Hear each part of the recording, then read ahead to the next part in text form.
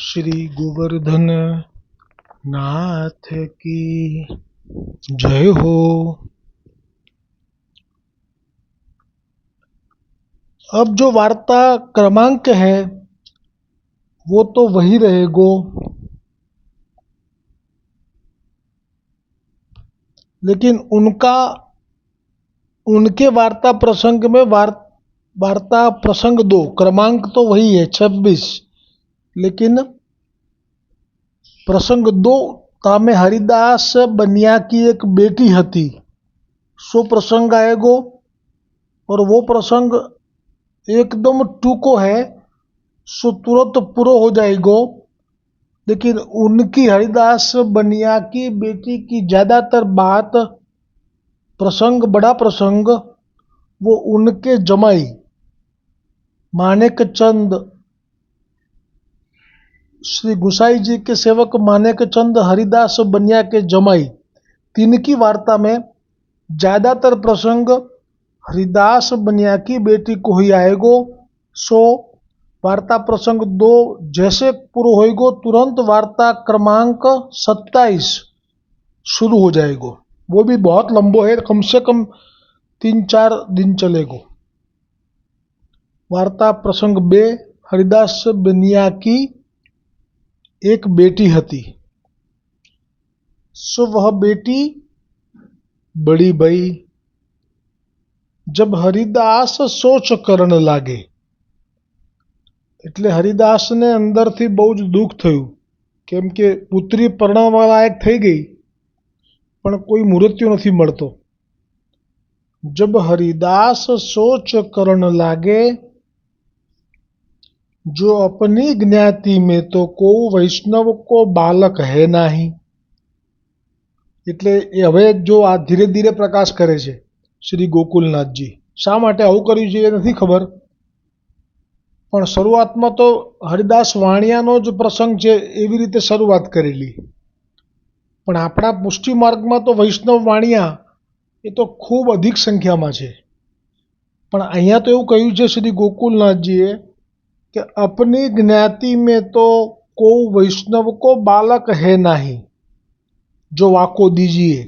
એટલે કે જૈન જ્ઞાતિમાં બહુ ઓછા દૈવી જીવો આવ્યા છે, એટલે જૈનમાંથી વૈષ્ણવો થયા હોય એવો કોઈ બાળક એમને મળ્યો નહીં એમની દીકરી માટે, એમ કહેવા માગે છે। ફરી કહું, हरिदास बनिया के एक बेटी हती सो वह बेटी बड़ी भई जब हरिदास सोच करण लागे जो अपनी ज्ञाति में तो को वैष्णव को बालक है नहीं जो वाको दीजिए। ऐसे सोच हरिदास बहुत ही करण लागे, परी को लरिका कहूँ नजरी न आयो। पाछे एक दिन हरिदास अपने पुरोहित को बुलाई वाके साथ अपनी बेटी को दे कछु द्रव्य विवाह को दे।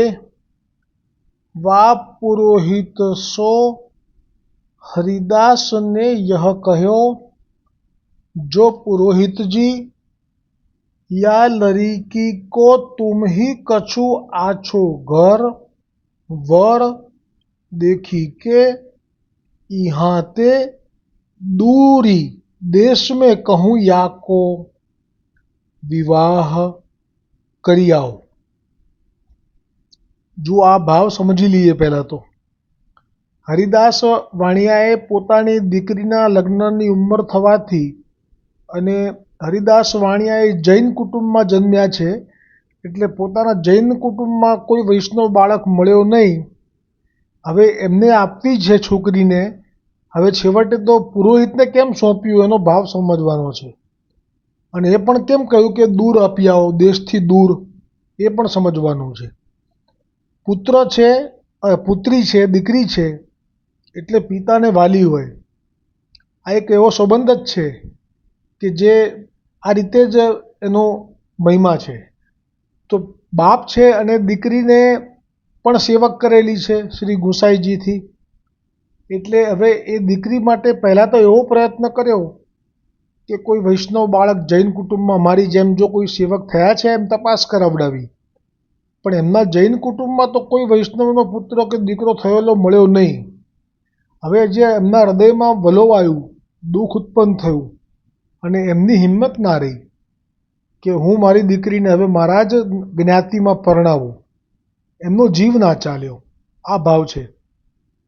એટલે એમણે જેમ કે પુરોહિતને બોલાવીને જે આજ્ઞા કરી, પુરોહિતને બોલાવીને જે વિનંતી કરી એમાં એવું કહ્યું કે લड़की को तुम ही कहूँ, એટલે કે હવે તમારી પર જવાબદારી નાખું છું. આ એટલા માટે કે એમની પોતાનાથી પિતા તરીકે પુત્રીને, દીકરીને જૈન ઘરમાં, એટલે મૂળ એવું નહીં કે જૈન એટલે ખરાબ, પણ મૂળ વૈષ્ણવ ન હોય એવા ઘરમાં પરણાવવાની આવી, એટલે એમને આ જવાબદારીમાંથી છૂટવું હતું. કેમ કે એમનાથી સહન થઈ શકતું નહોતું કે જે મારા ઘરમાં નિત્ય સવારે ઉઠી અને જે શ્રી ઠાકોરજીની મંગળા એ પોતે પણ કરતી સેવા અને ઠાકોરજીના જે સેવાનો ક્રમ છે એમાં એ પણ પહોંચતી, તો જે આ સુખ છોડી અને એક એવા ઘરમાં જશે કે જ્યાં ઠાકોરજીને તો કોઈ માનશે જ નહીં, ત્યાં ઠાકોરજીને એ લોકો નથી માનતા. જૈન કુટુંબમાં શ્રી કૃષ્ણચંદ્ર પ્રભુ કે બીજા કોઈ પણ સનાતન ધર્મના અવતાર હોય, અંશ અવતાર, એ લોકો નથી માનતા. એ એમનો ધર્મ છે, એ એમની રીતિ છે. અને એમાં મારી દીકરીને હવે કેવી રીતે સુખ મળશે, આ જે ચિંતા છે એ ચિંતામાંથી મુક્તિ કેવી રીતે મેળવી, તો પુરોહિતને માથે નાખી દીધું. કેમ કે મારાથી તો નહીં આપી શકાય આવી રીતે આવા ઘરમાં, એટલે તમે જ જાઓ અને તમને જે ઠીક લાગે એમ કરો. અને પાછું ખાસ કહ્યું, દ્રવ્ય બી આપ્યું લગ્ન કરાવવા માટેનું, વિવાહનો જે ખર્ચો થાય એ બધું વૈદિક રીતે. આછો ઘર વર દેખી કે यहाँ તે દૂરી દેશ મેં, એટલે કે દૂર લઈ જજો. કેમ આવું કહ્યું? આવો શબ્દ શા માટે પિતાએ વાપર્યો પુત્રી માટે? તો પોતાની પુત્રીને આવા અવૈષ્ણવના ઘરમાં જીવન જીવવાનું આવ્યું છે, એવું જીવન બાપ તરીકે મારાથી જોવાશે નહીં. કેવો વૈષ્ણવ છે આ હરિદાસ! નથી જોવાતું એનાથી, પણ શું થાય? હવે જો કન્યા તો થઈ ગયો છે સમય, ન પરણાવે એ પણ ન ચાલે. એટલા માટે સો પુરોહિત એક બાર તો બર દેખવે કો ગયો. હવે પુરોહિતનો નિયમ એવો હતો કે એવી રીતે હું ના પરણાવી દઉં, પહેલાં મને વર જોઈ આવવા દો. સો એ વર જોવા ગયો. સો દ્વારિકાજી કે માર્ગ મેં મેળતાથી ચાલ્યો, તો રાજસ્થાનથી તો ગુજરાતમાં દ્વારિકાના માર્ગમાં એક બર સો હરિદાસ કી બેટી કી સગાઈ કરી પાછે ફિરી आई કે इहाते वा लड़की को संग ले जाई के वहाँ विवाह કરી આવ્યો. એટલે પહેલાં તો આ ચાલ્યો મેળતા રાજસ્થાનથી ગુજરાત દ્વારિકા જતા માર્ગમાં એક ગામ આવ્યું. એ ગામમાં એક ઘરમાં એ પુરોહિતો અને એકબીજાના પુરોહિતો સાથેના સંબંધો હોય, એટલે એ ગામના પુરોહિતને મળે એટલે બધું માહિતી એ વખતે બધી મળી જતી કે હા ભાઈ, આ ગામમાં એક છે મૂર્તિઓ, જૈન કુટુંબનો જ છે, તમારે પણ જૈનની જ દીકરી છે ને? તો કે હા, જૈનની જ દીકરી છે. બીજું કંઈ કીધું નહીં કે અમારે ત્યાં તો બીજો ધર્મ લીધો છે એમ, નહીંતર પાછું ના થાય. એટલે કે હા ભાઈ, અમારે જૈનની જ દીકરી છે. કઈની છે? તો કે મેળતાની. હા, તો કંઈ વાંધો નહીં, તમારે કરવું હોય તો કે હા બતાવો. તો બતાવ્યો તો એને તો કંકુ ને ચાંદલો ને બધું કરી દીધું, નારિયેલ પણ પકડાવી દીધું હાથમાં, અને કહ્યું કે તારો વિવાહ થયેલો ગણજે, હવે હું કન્યાને લઈને આવું છું. એ જમાનામાં આવું થતું. લક્ષણો, રૂપ, રંગ બધું એ પુરોહિત કહે એટલે એ લોકો માની લે, અને એ વિશ્વાસ ઉપર આવા લગ્નો થયેલા છે, જમાનામાં થતા આવ્યા છે.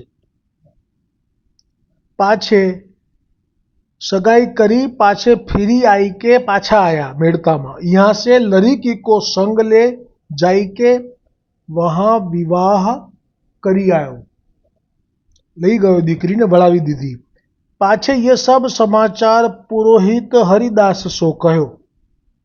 जो अमुके गाम में अमुके बनिया के छोहरा को तिहारी बेटी की सगाई करी विवाह आछी भांति करी आयो हूँ। तब हरिदास पुरोहित के बचन सुनी ચૂપ કરી રહે. એટલે જે હૃદયમાં પેલી વેદના છે ને કે શ્રી ગુસાઈજીની સેવકીની થઈ છે અને ઘરમાં શ્રી ઠાકોરજી પુષ્ટ થયેલા છે, એમની સેવાનો અને એમના દર્શનનો જે સ્વાદ ચાખેલો છે એ તો ત્યાં કશું જોવાય નહીં મળે, એટલે આપને દુઃખ થયું એટલે આપ ચૂપ રહ્યા, કંઈ બોલ્યા નહીં. પાછે વા પુરોહિત કો यथाशक्ति दे हरिदास विदा किए।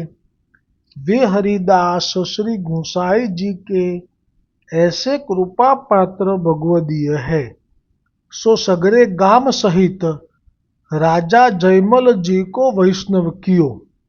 ता दिन ते जयमल जी को कछु पूछनो होई, सो हरिदास सो पूछी के काम करते। और राजा जयमल जी वा दिन ते हरिदास की बहुत कानी मानी के डरपत रहतो। वे हरिदास श्री गोसाई जी के ऐसे कृपा पात्र भगवदीय हते। ताते इनकी वार्ता कहाँ ताई कहीए। હવે આ પ્રસંગ અહીંયા વિરામ પામે એ પહેલા એક સંશય થાય એવો છે મનમાં, એનું સમાધાન કરી લઈએ. શ્રી ગોકુલનાથજીએ છેલ્લે એમ કહ્યું કે આ હરિદાસ કે જે શ્રી ગુસાઈજીનો એવો કૃપાપાત્ર ભગવદીય છે કે સઘળું ગામ સહિત રાજા જયમલજી વૈષ્ણવ થયો. તો આપણને મનમાં કદાચ સંશય થાય તો આ શું, હરિદાસને શું એની દીકરી માટે એકે વૈષ્ણવ આખા ગામમાંથી ના મળ્યો? આવો મનમાં સંશય થાય. એટલા માટે આ સમાધાન જે પ્રભુ પ્રેરણા થાય છે એટલે કહું છું કે સર્વપ્રથમ તો હરિદાસનો જે ભાવ છે એ પોતે જૈન કુટુંબમાં જ જન્મ્યો છે અને તે વખતના સમય પ્રમાણે ભલે વૈષ્ણવ બધા થયા છે, એમાં નામધારી વૈષ્ણવ છે. પહેલું સમાધાન તો એ છે કે હરિદાસને બ્રહ્મ સંબંધ છે, જયમલ રાજાને પણ બ્રહ્મ સંબંધ છે, પણ કે રાજાને કંઈ કુટુંબમાં તો થાય નહીં એનું. અને જે ગામ છે એ બધા નામધારી વૈષ્ણવ છે, એટલે એમને ત્યાં બ્રહ્મ સંબંધ નથી કે ઠાકોરજીની સેવા નથી. એટલે પહેલું કારણ તો એ કે વૈષ્ણવમાં બે ભેદ છે, એક નામધારી અને એક બ્રહ્મ સંબંધી લીલાનો જીવ, એટલે એવું કોઈ ના મળ્યું, એક આ વાત. અને બીજું કે એ જે ગામની અંદર જે જૈન કુટુંબ હતા એ લોકો પણ આવી રીતે નામ સાંભળીને વૈષ્ણવ તો થયા, પણ આ પ્રભુનો નહોતા પધરાયેલા, એટલે એ કારણથી પણ હરિદાસને ગામમાં પોતાનો જે દીકરીને લાયક મૂર્તિઓ જોઈએ એ ન મળ્યો. અને બીજું કારણ એ છે કે આ જે હરિદાસની દીકરી છે અને હરિદાસ જે છે એ જે ઉપર લીલાના સંબંધો છે એમના જ લીલા સંબંધી જે જીવ છે એ આ રીતે ગુજરાત દ્વારિકા જતા માર્ગમાં જે ગામમાં એનું નક્કી થયું એ જ ઘરમાં છે. એટલે આ બધા પડદા ક્યારે ખુલે કે જ્યારે સમય આવે. એટલે ભાગ્ય એ જીવને ખેંચીને લઈ જાય, પણ સમજાય નહીં ત્યાં સુધી ખેદ થાય, દુઃખ થાય, પણ જ્યાં સમજાઈ જાય પછી તો આનંદનો આખો અનુભવ જ જુદો હોય. એટલે આ પણ કારણ છે. એવું કંઈ નથી કે પ્રભુને હરિદાસ માટે ગામમાં કોઈ દીકરીને માટે દીકરો ના મળ્યો. કેમ કે જો આજે જ શિક્ષાપત્ર 13મું એમાં જે શ્લોક છે કે 10મો શ્લોક છે એમાં આ જ વાત આવી કે જે વૈષ્ણવ થયા છે અને જે શ્રી ગોવર્ધનનાથજી સિવાય બીજા કોઈનો આશ્રય નથી જાણતા, તો એ જીવોનું જે દુઃખ છે એ પ્રભુ જોઈ શકતા નથી.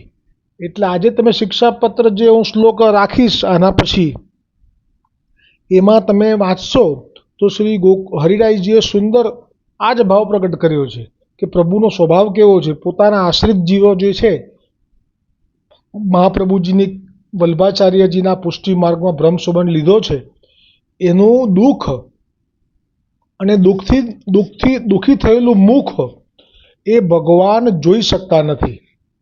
આ જ શરૂઆત છે. આ જે આજના 41 પત્રોમાંથી 13મા પત્રના 10મા શ્લોકમાં. એટલે એ વિવેચન પણ શ્રી હરિરાયજીએ સુંદર કર્યું છે શ્રી ગોપેશ્વરજી પ્રભુએ, હે શ્રી કૃષ્ણ, તમે નિજ ભક્તો દુઃખ ક્લેશથી પીડિત થાય છે એ સહી શકો તેમ નથી. તમને તો જે પ્રકારે ભક્ત પ્રસન્ન રહે એ જ રૂચે છે. ભક્તો દુઃખ પામે, ભક્તોના મુખ ગ્લાનિયુક્ત હોય એ તમે સહી શકતા નથી. તમે સર્વ પ્રાણી માત્રના જો સુખદાતા હોવ તો પછી જે આપની ભક્તિ કરતા હોય એનું દુઃખ આપ કેવી રીતે જોઈ શકો? એમ કહી અને પછી શ્રી હરિદાસજીએ શ્રી ગુસાઈજી રચિત વિજ્ઞપ્તિ એ પણ ટાંકી છે. સંસ્કૃતમાં છે, એનો અર્થ પણ ગુજરાતીમાં છે, એ પણ આપે રાખ્યો છે. આનો લાભ આપે જરૂરથી એ પોસ્ટમાં લેવો. એટલે ક્યારેક થઈ રહ્યું હોય સારું, પણ સમજાય નહીં ત્યાં સુધી દુઃખ લાગે. હવે આજે શ્રી ગુસાઈજીના સેવક માણેકચંદનો પ્રસંગ શરૂ થાય છે, તો આ નામ ભળતું છે એટલે ગેરસમજ ના થવી જોઈએ. એક તો માણેકચંદ ક્ષત્રિય થઈ ગયા કે જેમણે પોતાનું સર્વ સમર્પણ કર્યું, જેથી શ્રી ગુસાઈજીએ બલિ રાજા જેવું અને એનાથી અધિક સમર્પણ ગણ્યું, એ જુદા. અને આ માણેકચંદ જૈન છે, જૈન વાણિયા છે, એટલે હરિદાસના જમાઈ એવું કહીને સંબોધન કર્યું છે. હવે વાર્તા પ્રસંગ, ક્ષમા કરજો, વાર્તા ક્રમાંક જે 26મો છે એ વિરામ થયો, અને વાર્તા ક્રમાંક 27 જે શ્રી ગુસાઈજીના સેવક માણેકચંદ હરિદાસ બન્યા કો જમાઈ તિનકી વાર્તા કો ભાવ આપણે કાલે જ કહીશું. કેમ કે આ એક આપણે અત્યાર સુધી કરતા આવ્યા છીએ કે જે વાર્તા પતે પછી બીજા દિવસે બીજી શરૂ થાય, તો વાંધો નહીં, આજે એ પ્રસંગ શરૂ નહીં કરીએ, એ આવતીકાલે કરીશું. કે હવે ત્યાં ગયા પછી એ જે વૈષ્ણવની દીકરી હતી અને આ રીતના જૈન ઘરમાં પોતાના જ્ઞાતિમાં જ લગ્ન થયા છે, પણ હવે એને શું અનુભવ થઈ રહ્યો છે, તો આ આપણે પ્રસંગ સમજવો હશે તો એ કાલે ઉદાહરણ તરીકે લઈશું. કે જેમ પેલા કપૂર ક્ષત્રિય જલધરિયા હતા, એમને શ્રી નવનીત પ્રિયજીને જલ લાવવાની જલધરિયાની સેવા સોંપી હતી. પરંતુ એક પ્રસંગ એવો બનેલો જેમાં સંગ આવેલો ગુજરાતથી, અને અક્કાજીએ સૌ વૈષ્ણવોને પણ પીરસવું, એમાં એ પીરસી રહેલા, ત્યારે વૈષ્ણવોની સાથે સેવકોય બેઠા ભેગા ભેગા. એટલે એમાં આ કપૂર ક્ષત્રિય જલધરિયાને જ્યારે ઘી પીરસવાનું આવ્યું તો થોડું ઓછું પીરસાયું હશે. આમાંય પણ ગોવર્ધનનાથજીની પ્રેરણા અને લીલા માનવી. અને એ વખતે આ જલધરિયા કપૂર ક્ષત્રિયને મનમાં એમ થયું કે મેં આટલી બધી સેવા નવનીત પ્રિયાજી માટે જલ ભરવાની મારા ખભા ઉપર ઉચકી ઉચકીને ઘડાના ઘડા ભરીને લાવ્યો, અત્યાર સુધીમાં આટલી સેવા મેં કરી, તો પણ મારા પ્રસાદની પાતળમાં ઘી ઓછું કેમ પીરસ્યું? બસ આ જે પ્રસંગ છે આપણે આવતીકાલે નહીં લઈએ, અત્યારે જ લઈ લઈએ જે સમય છે એટલે આવતીકાલનો પ્રસંગ સમજાય કે શા માટે આ બીજા ઘરમાં ગયા. તો એ ઘરનું બીજું તો કંઈ કારણ નથી, આનો કોઈ અપરાધ નથી, ને હશે તો પણ એ શ્રી ગોકુલનાથજીએ હરિરાયજીએ એનો પ્રકાશ નથી કર્યો. પરંતુ બીજાના ઘરમાં જાય, અન્ય માર્ગીયના ઘરમાં જન્મ થાય તો શું સ્થિતિ થાય, અથવા એ ઘરમાં રહેવાનું આવે તો એ ઘરનું વાતાવરણ કેટલું દુઃખદાયક થાય, એ સમજવા માટે આજે આ પ્રસંગ ટૂંકમાં લઈ લઈએ. તો ગોવર્ધનનાથજીને આજે આવા વિચાર કર્યા કપૂર ક્ષત્રિય જલધરિયાએ, જે મહાપ્રભુજીનો સેવક છે. અને એ સેવક જ્યારે થયો ત્યારે તો એ જંગલમાં હતો, કારણ કે એનો પિતા બહુ વિષયી હતો અને એને જેલમાં પૂરેલો, જોડે જોડે એના દીકરાને પત્નીને પણ પૂરેલા. પણ લાંચ આપીને એ લોકો ભાગેલા જેલમાંથી, અને જંગલમાં પસાર થતા હતા ભાગતા બીજે ગામ જવા માટે.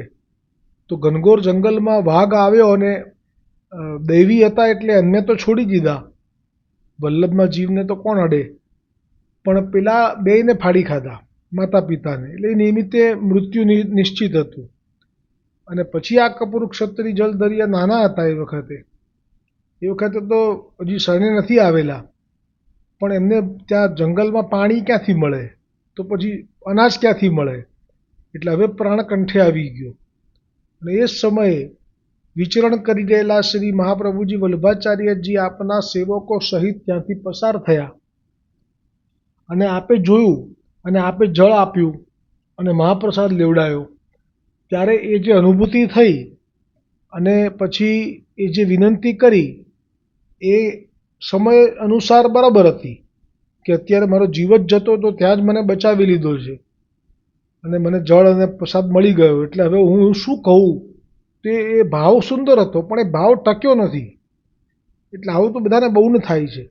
તો ભાવ એવો હતો કે હું મૃત્યુ મારું થઈ રહ્યું હતું જંગલમાં, હું અત્યારે પાણી વગર મરી રહ્યો હતો, ત્યારે આપે મને બચાવ્યો, એટલે હું હવે આપના શરણમાં છું. આપ જેમ રાખશો એમ રહીશ, આપ જે કહેશો એ કાર્ય કરીશ. અને હું એક શબ્દ વિશેષ વાપર્યો, અને હું આપનો ગુલામ થઈને જીવનભર રહીશ. એટલે આ જે અત્યારે જે કહી રહ્યા છે વચન, એ સમય સંજોગ પ્રમાણે જ સારા લાગ્યા. એક સમય પાછો આવો પણ આવ્યો કે અક્કાજીનાથી થોડું ઘી ઓછું પીરસાયું તો આ જ કપૂર જલ દરિયા ક્ષત્રિય એવું કહી દીધું કે આટલી સેવા મેં કરી છે જલ દરિયાની, તો મને જ કેમ આટલું ઓછું, મારામાં જ ઓછું કેમ. હવે આ જે છે ભાવ, આપ તો અંદરથી જ બોલ્યા છે અને અંદરથી જ સાંભળે છે, એટલે તો કહેવાય છે એમનું એક નામ અંતર્યામી, તો એનું નામ છે રે લોલ. અંતર્યામી તો એનું નામ છે રે લોલ. અંતર વાંચે છે વાલો તરત જો, અંતર વાંચે છે વાલો તરત જો, વાલો રીઝે છે સાચા ભાવથી રે લોલ. વાલો રીઝે છે સાચા ભાવથી રે લોલ. અંતર વાંચે છે વાલો તરત જો. અંતર્યામી જ નામ છે, એક નામ છે આખું પ્રભુનું આ અંતર્યામી. ઘટઘટમાં નિવાસ છે એટલે. હવે આ જે ભાવ છે સમજવો હોય તો દ્રષ્ટાંત લઈએ. બહુ સુંદર દ્રષ્ટાંત છે, ટૂંકમાં જ લઈશું આપણે. એક દ્રષ્ટાંત તો છે ગોવિંદદાસ ભલ્લાનું. તો જેમ અત્યારે કપૂર ક્ષત્રિયને આવો ભાવ થયો, ઠાકોરજીએ વાંચી લીધો અને ઠાકોરજી એની સાથે એ વખતે જે પ્રત્યક્ષ વાતો કરતા, ગુસાઈજી ભૂતલ પર હતા ત્યાં સુધી પ્રત્યક્ષ વાતો કરતા એ બધી બંધ કરી દીધી. એટલે એ સાનુભાવ જતાવવાનું બંધ. અને બીજું, એનું આયુષ્ય હતું ત્યાં સુધી જીવન જીવવા મળ્યું, પણ એ દરમિયાન એકે વખત બોલ્યા તો નહીં, પણ જ્યાં મૃત્યુ થયું તો એનો જન્મ કાશીમાં શૈવી ધર્મના કુટુંબમાં કર્યો. હવે એ ઘરમાં ઘીના કોઠારો ભરેલા હતા, બહુ શ્રીમંત, પણ આવું કર્યું ઠાકોરજીએ.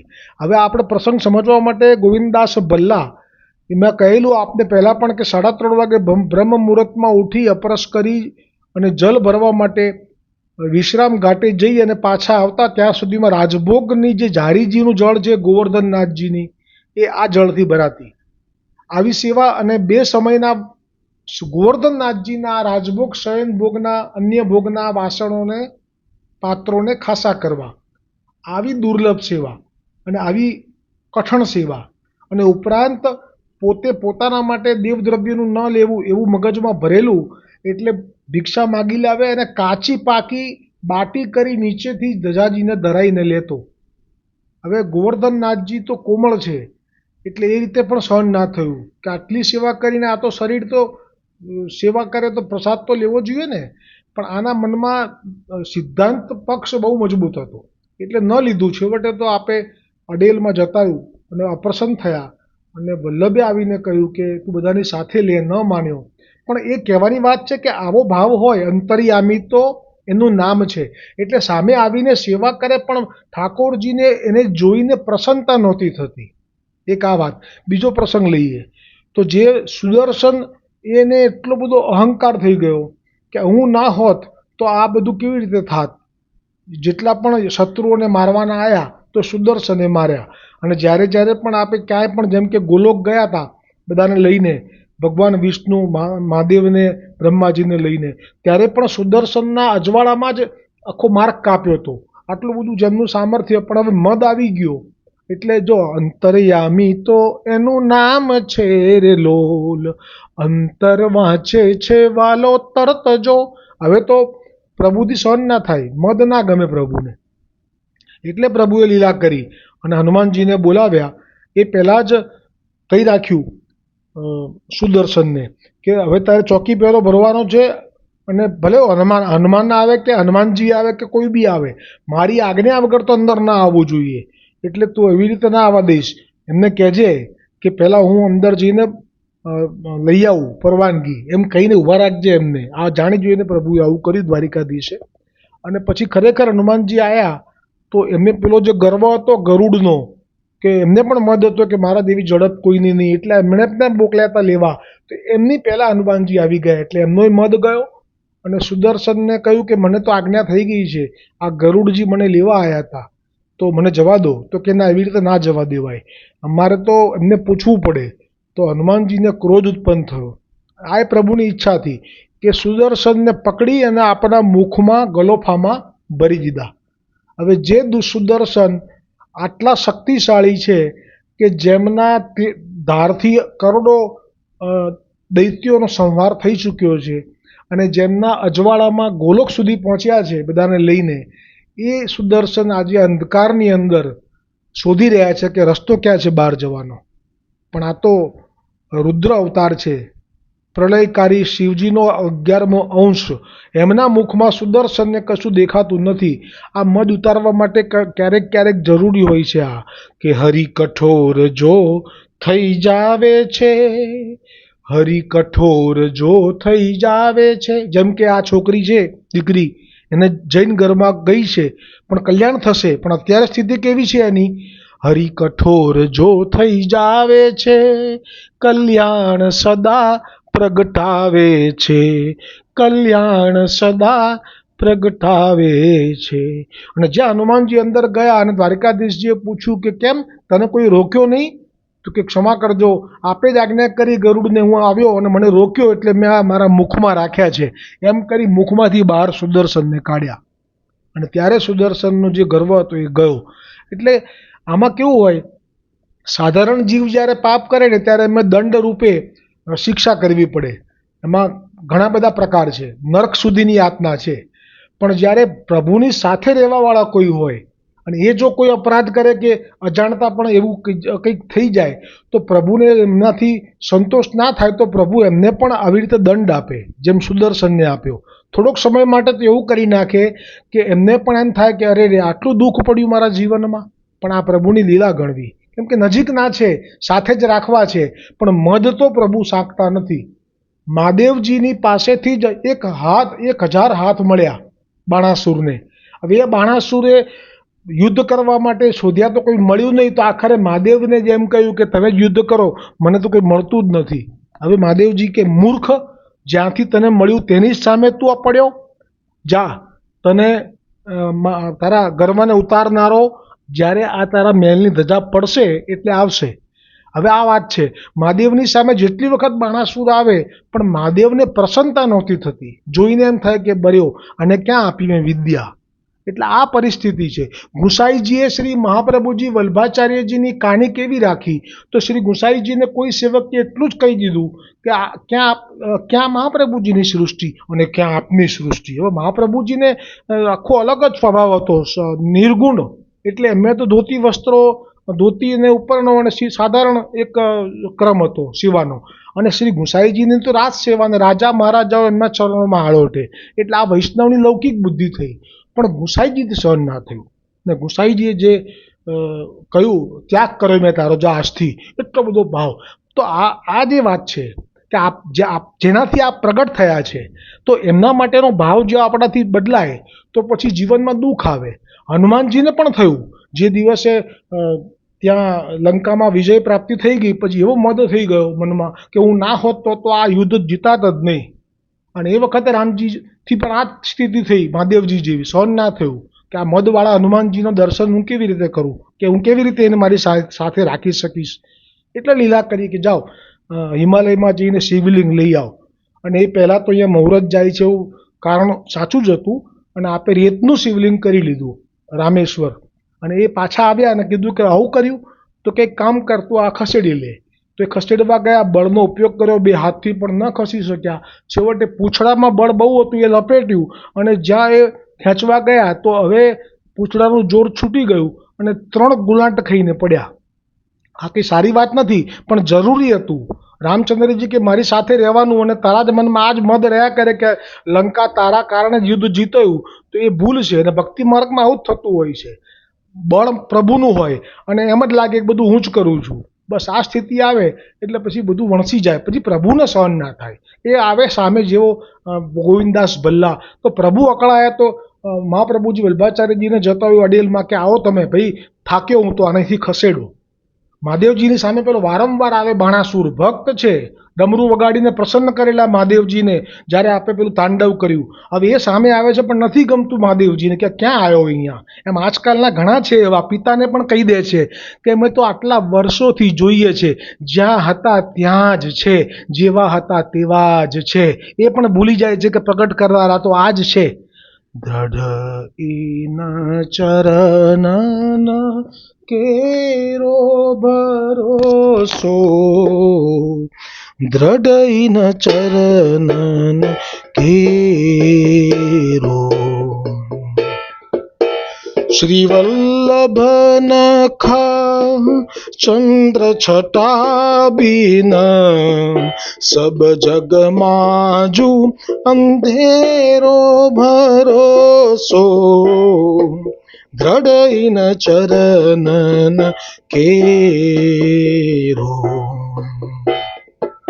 साधन और नहीं आकली में, जासो होय निबेरो. सूर कहाँ कहे द्विविधया धरो, बिना मोल को चेरो भरोસો, દ્રઢ ઇન ચરણ કેરો. દ્રઢ ઇન ચરણ કેરો ભરોસો, દ્રઢ ઇન ચરણ, દ્રઢ ઇન ચરણ, દ્રઢ ઇન ચરણ કેરો. શ્રી ગોવર્ધનનાથ કી જય. શ્રી ગુસાઈજી પરમ દયાલ કી જય. શ્રી વલ્લભ કુલ परिवार की जय. अपने अपने गुरुदेव की जय.